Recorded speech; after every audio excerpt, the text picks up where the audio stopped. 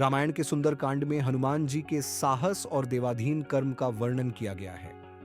हनुमान जी की भेंट राम जी से उनके वनवास के समय तब हुई जब राम जी अपने भ्राता लक्ष्मण के साथ अपनी पत्नी सीता की खोज कर रहे थे।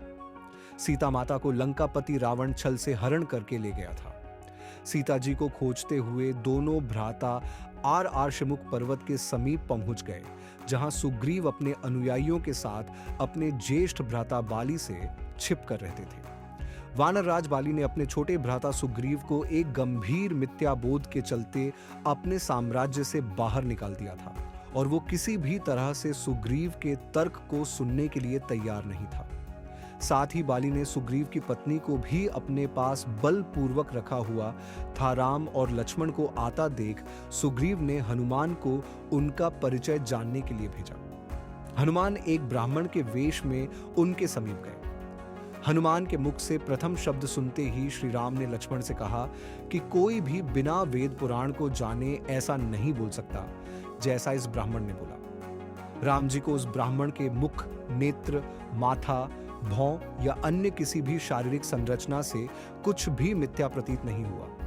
राम जी ने लक्ष्मण से कहा कि इस ब्राह्मण के मंत्र मुग्ध उच्चारण को सुन के तो शत्रु भी अस्त्र त्याग देगा। उन्होंने ब्राह्मण की ओर प्रसन्न सा करते हुए कहा कि वो नरेश राजा निसंकोच ही सफल होगा जिसके पास ऐसा गुप्तचर होगा।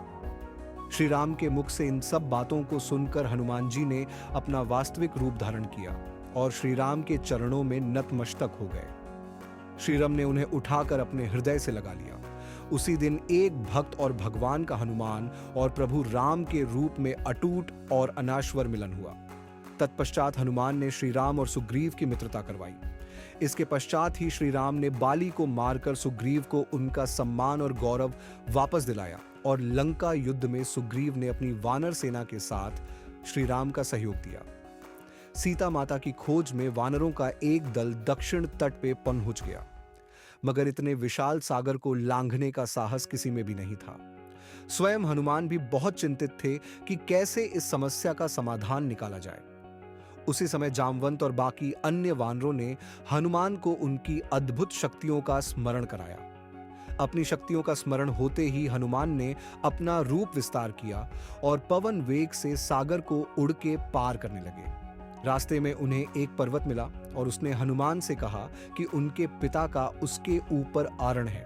साथ ही उस पर्वत ने हनुमान से थोड़ा विश्राम करने का भी आग्रह किया, मगर हनुमान ने किंचित मात्र भी समय व्यर्थ न करते हुए पर्वतराज को धन्यवाद किया और आगे बढ़ चले। आगे चलकर उन्हें एक राक्षसी मिली जिसने कि उन्हें अपने मुख में घुसने की चुनौती दी।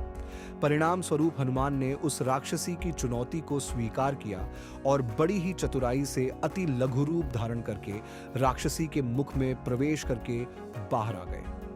अंत में उस राक्षसी ने संकोच पूर्वक ये स्वीकार किया कि वो उनकी बुद्धिमत्ता की परीक्षा ले रही थी। आखिरकार हनुमान सागर पार करके लंका पहुंचे और लंका की शोभा और सुंदरता को देखकर आश्चर्यचकित रह गए और उनके मन में इस बात का दुख भी हुआ कि यदि रावण नहीं माना तो इतनी सुंदर लंका का सर्वनाश हो जाएगा। तत्पश्चात हनुमान ने अशोक वाटिका में सीता जी को देखा और उनको अपना परिचय बताया। साथ ही उन्होंने माता सीता को सांत्वना दी और साथ ही वापस प्रभु श्री राम के पास साथ चलने का आग्रह भी किया, मगर माता सीता ने यह कहकर अस्वीकार कर दिया कि ऐसा होने पर श्री राम के पुरुषार्थ को ठेस पहुंचेगी। हनुमान ने माता सीता को प्रभु श्री राम के संदेश का ऐसे वर्णन किया जैसे कोई महान ज्ञानी लोगों को ईश्वर की महानता के बारे में बताता है। माता सीता से मिलने के पश्चात हनुमान प्रतिशोध लेने के लिए लंका को तहस नहस करने लगे। उनको बंदी बनाने के लिए रावण पुत्र मेघनाद इंद्रजीत ने ब्रह्मास्त्र का प्रयोग किया। ब्रह्मा जी का सम्मान करते हुए हनुमान ने स्वयं को ब्रह्मास्त्र के बंधन में बंधने दिया।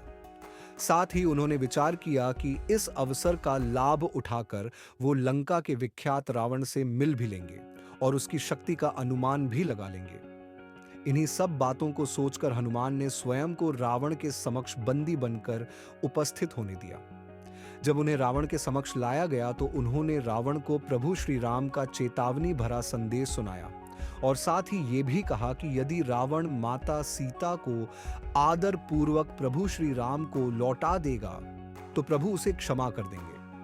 क्रोध में आकर रावण ने हनुमान को मृत्युदंड देने का आदेश दिया, मगर रावण के छोटे भाई विभीषण ने यह कहकर बीच बचाव किया कि एक दूत को मारना आचार संहिता के विपरीत है। यह सुनकर रावण ने हनुमान की पूंछ में आग लगाने का आदेश दिया। जब रावण के सैनिक हनुमान की पूंछ में कपड़ा लपेट रहे थे, तब हनुमान ने अपनी पूंछ को खूब लंबा कर लिया और सैनिकों को कुछ समय तक परेशान करने के पश्चात पूंछ में आग लगाने का अवसर दे दिया।